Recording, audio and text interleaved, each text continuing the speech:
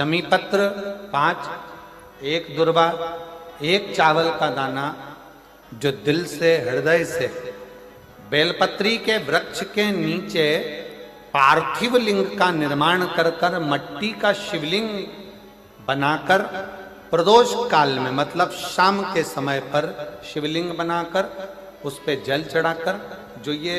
5 शमी का पत्र, एक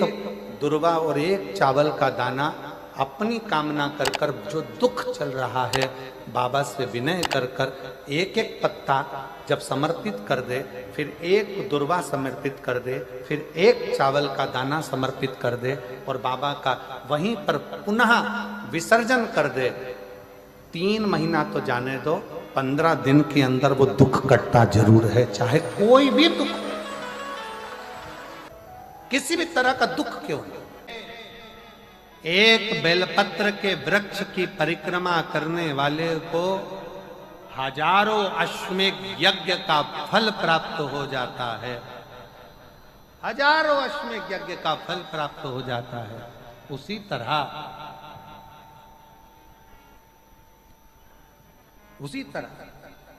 एक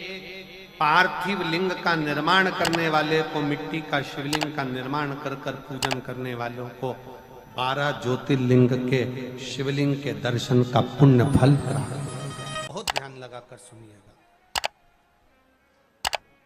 एक बेलपत्री और उस बेलपत्री में एक चंदन की बिंदी और एक अक्षत का दाना मात्र रखकर भी अगर शिवालय पर चढ़ा दी जाती है, एक बेलपत्री, एक चंदन का बिंदी और चंदन फिर निवेदन करेंगे। आज के जमाने में तुम लोग सब घिसा घिसाया, पड़ा पड़ाया, डब्बी का सामान ले लेकर, वो नहीं, चंदन की मुठिया रखो, थोड़ा सा भी घिसो, जरा सा भी घिसो, उसकी एक बिंदी और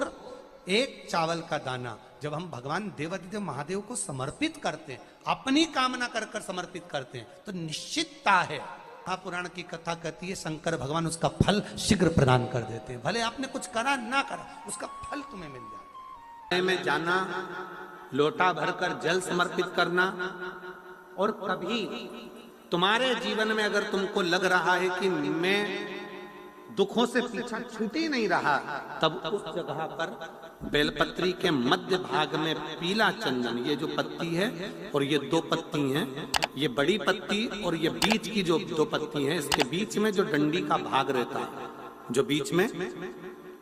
डंडी का जो भाग है, बड़ी पत्ती और ये 2 छोटी पत्ती के मध्य में जो डंडी का भाग है, उस डंडी के भाग में पीला चंदन और एक अक्षत पीला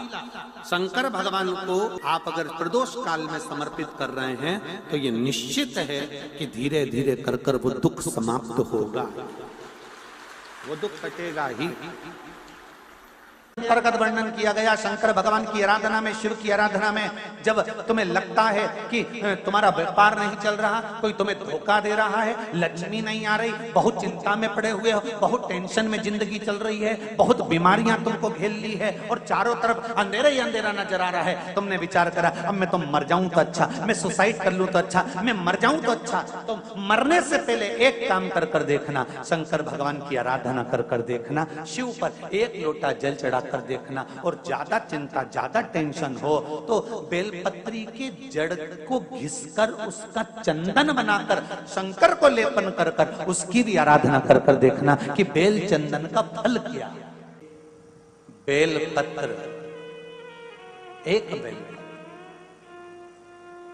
ये कोई साधारण नहीं, एक बेलपत्र, एक बेल, ये कोई साधारण नहीं, एक बेल। इसकी नीचे की डंडी से लेकर ये 2 पत्तियां जहां लगी हैं और 2 पत्ती से लेकर ये बीच की जो पत्ती है उसमें जो गैप है,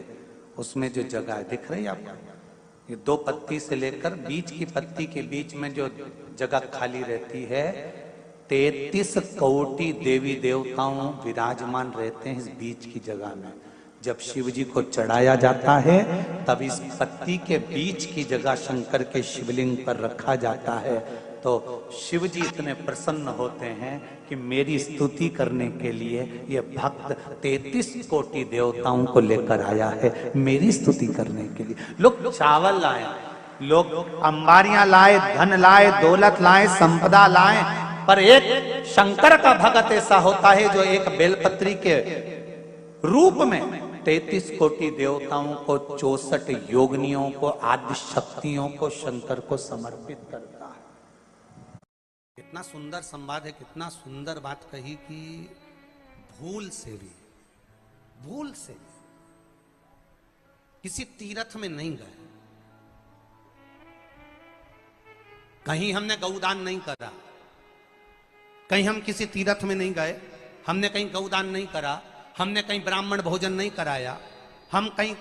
गंगा यमुना कावेरी सरस्वती नर्मदा छिपरा पुण्यवान नदी में हम स्नान नहीं कर पाए।